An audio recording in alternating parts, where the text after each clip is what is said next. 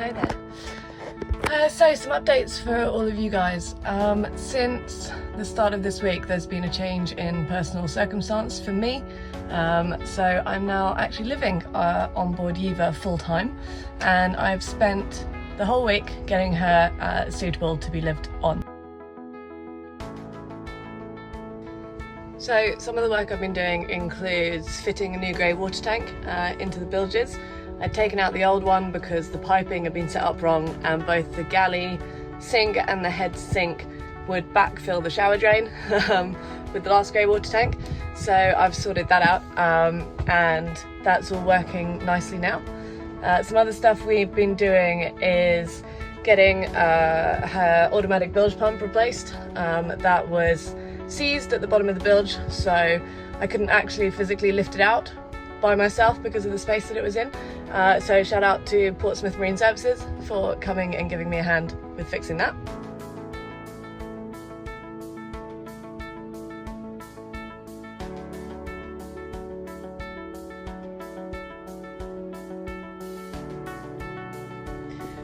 Another big job I've been up to this week was getting her heads and her shower all fixed and tidied up.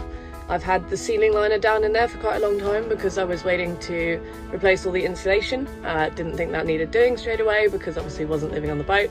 So that's all been sorted out now. The ceiling liner has gone back up and I'm kind of putting the walls back together, but I'm tinkering around with that a little bit because it used to be a straight flat wall, which would hide the top of the black water tank and the water pump and all the sort of electrics that lead up to the mast all run behind the back of there. So I'm trying to come up with a system of turning that into doors, or sort of an opening compartment hatch that I can get into, so that I can access all that stuff if I need to when I'm out there by myself.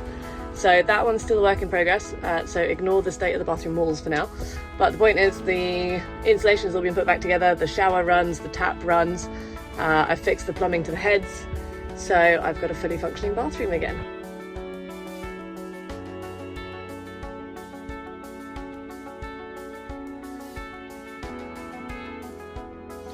Other little minor bits that I've done this week include installing carbon monoxide detector and smoke detector, and in a week or two I'm going to get the gas inspected and looked at properly and probably make a couple of changes to that.